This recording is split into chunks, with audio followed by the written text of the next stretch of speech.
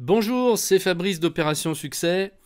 Alors, je profite de ce début d'année pour vous parler d'un outil qui, à mon avis, pourrait vous être très utile tout au long de cette année, qui s'appelle les cartes mentales. Alors, je ne sais pas si vous connaissez déjà ou si vous en avez entendu parler.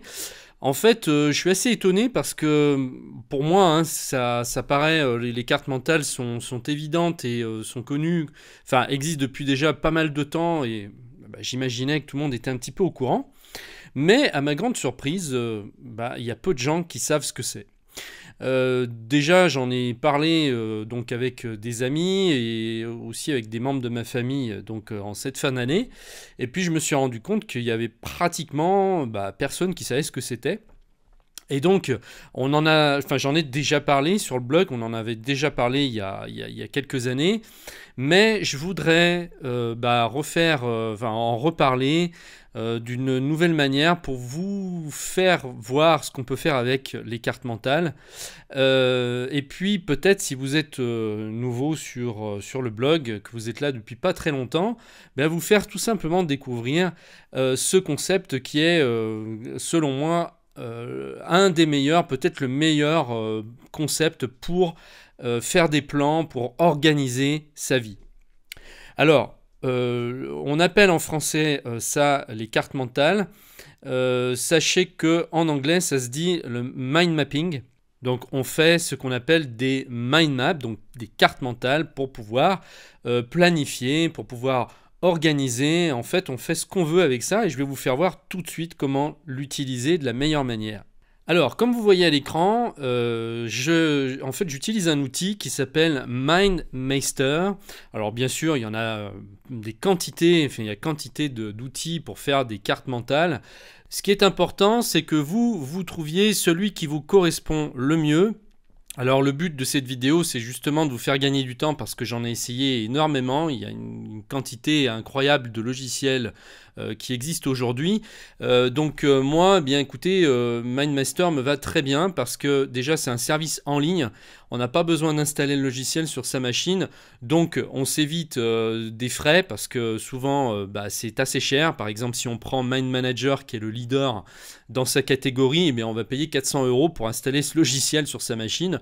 Or là, avec un petit abonnement pour 5 € par mois, vous avez vraiment un outil qui est efficace, qui est tout le temps à jour, parce que là, vous n'avez rien besoin d'installer, ça se met à jour tout le temps, ça évolue, il y a à s'occuper de rien. Donc moi, je vous conseille celui-ci, MindMeister. Bien sûr, vous avez la possibilité de le tester gratuitement. Alors, comment ça fonctionne? On va regarder ça tout de suite. Admettons que vous ayez un projet pour cette année. Et, le projet, c'est peut-être, par exemple, de créer un blog sur une thématique. Comment vous allez vous organiser et quels sont vos objectifs pour cette année? Il va falloir déjà que vous ayez un objectif pour la fin de l'année, c'est-à-dire savoir d'où vous partez pour arriver à un résultat qui est à la fin de l'année. Qu'est-ce que vous comptez faire? Qu'est-ce que vous pensez pouvoir faire? Quel va être votre cheminement pour arriver à ce résultat? Et combien de temps il va vous falloir pour arriver à concrétiser ce projet? Donc voilà à quoi sert le mind mapping, à tout décomposer et à planifier dans les moindres détails.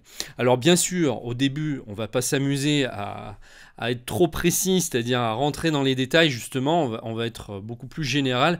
Et au fur et à mesure, ce qui est super, c'est qu'on va pouvoir devenir de plus en plus précis. Alors, ma nouvelle map, je vais l'appeler mon blog, par exemple.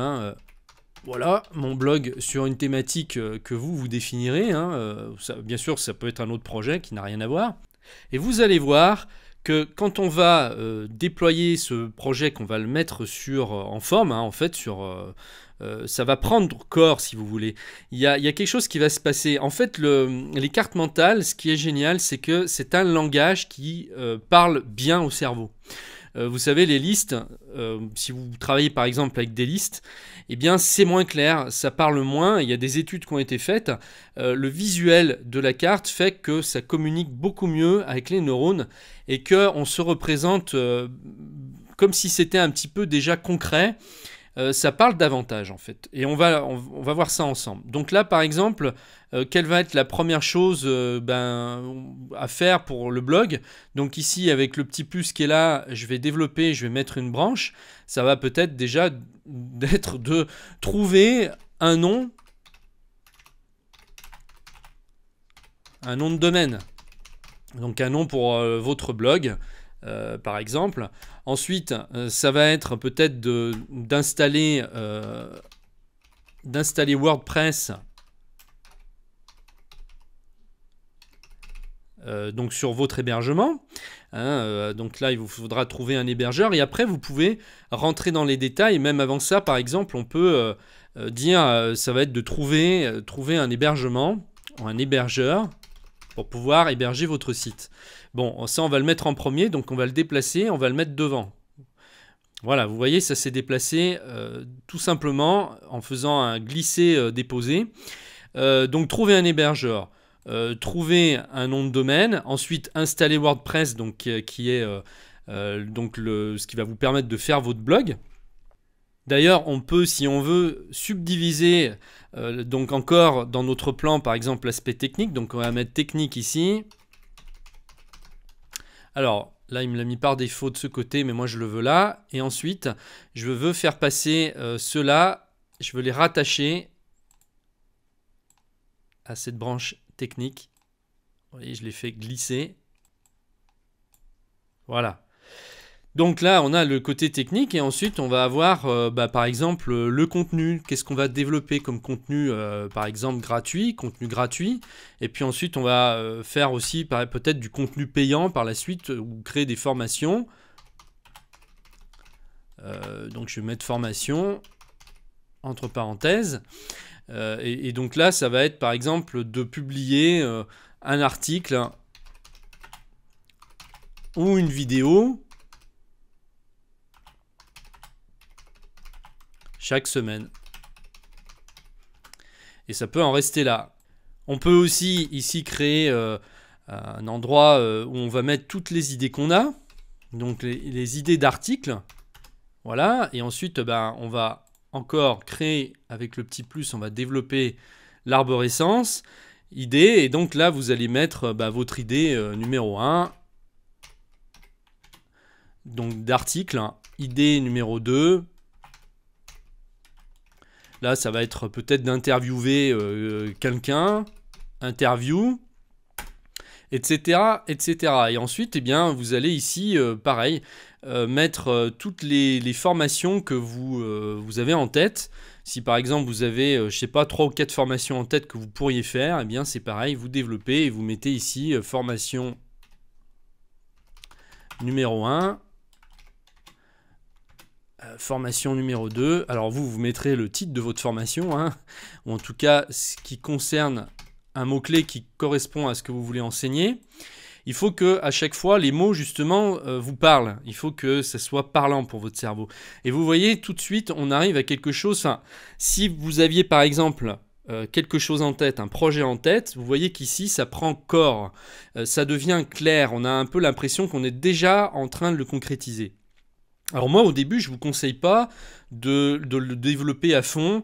Restez sur quelque chose de simple pour pas commencer à vous embrouiller. C'est pas la peine d'en mettre de partout, hein, parce qu'effectivement, on peut développer ça, on peut donner de la complexité après à une carte. Le but, c'est pas ça, c'est vraiment d'être concret, que ça vous parle et au contraire, que vous trouviez de la clarté dans ce que vous faites.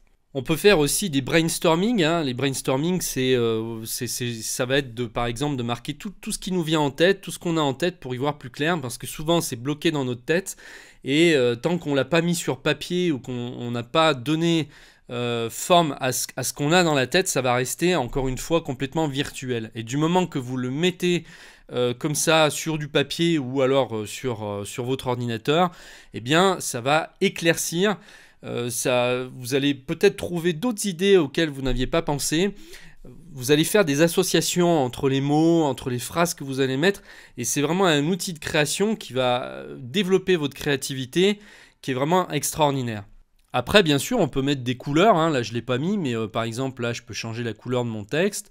Je peux changer la taille. mettre des caractères plus gros. Je peux mettre des petites icônes et c'est ça qui est super, qui est très efficace aussi, c'est de mettre des dessins. Donc là, vous pouvez mettre des icônes, mais pas seulement, on peut aussi mettre des images. Voilà, des images qui sont plus grosses, vous voyez, on peut dessiner, bon, ce qui est intéressant, c'est que là, on n'a pas besoin de le faire, ça va plus vite, parce qu'on n'a pas besoin de le faire avec un crayon, avec des stylos. Là, vous pouvez aussi mettre vos propres images, vous pouvez importer des images, vos propres photos, vos propres dessins, enfin, on peut tout faire, en fait. Bon là, je ne vais pas rentrer dans le détail parce que sinon cette vidéo va être trop longue et c'était pas le but qu'elle soit trop longue. Alors, si vous voulez en savoir plus sur le mind mapping, je vous laisse cliquer sur le lien qui se trouve en dessous de la vidéo. Il s'agit donc d'une formation complète qui a été faite par un spécialiste qui s'appelle Pierre Mongin, une formation vidéo. Il a écrit d'ailleurs un livre sur le mind mapping. Enfin, c'est un des grands spécialistes qu'on a en France. Si vous voulez vraiment développer votre créativité, si vous voulez vraiment prendre un nouveau départ en cette année, je crois que c'est une formation qui peut vraiment vous être très très utile. Ensuite, je vous mets le lien de MindMeister, donc l'outil que j'utilise, que vous venez de voir en démonstration pour faire les mind maps. Franchement, il est extrêmement puissant, il est complet. Vous avez une version gratuite d'évaluation. Vous pouvez même rester d'ailleurs sur la version gratuite tout le temps. Simplement, vous serez limité. Vous ne pourrez pas tout faire avec. Et puis, si jamais vous voulez aller plus loin, ensuite, vous pouvez prendre un abonnement. Ça coûte pas cher. On est de l'ordre de 5 €. Ça va vous revenir à peu près à 5 € par mois. Par rapport au service que ça rend, très honnêtement, ça vaut pas le coup de s'en priver. Voilà, bien écoutez, j'espère que cette vidéo vous rendra service et vous donnera peut-être un nouvel élan en ce début d'année. J'espère que vous pourrez concrétiser vos projets grâce à ça. Quant à moi, je vous retrouve dans un prochain podcast ou une prochaine vidéo. Je vous dis à très bientôt et encore meilleurs vœux pour cette année 2016.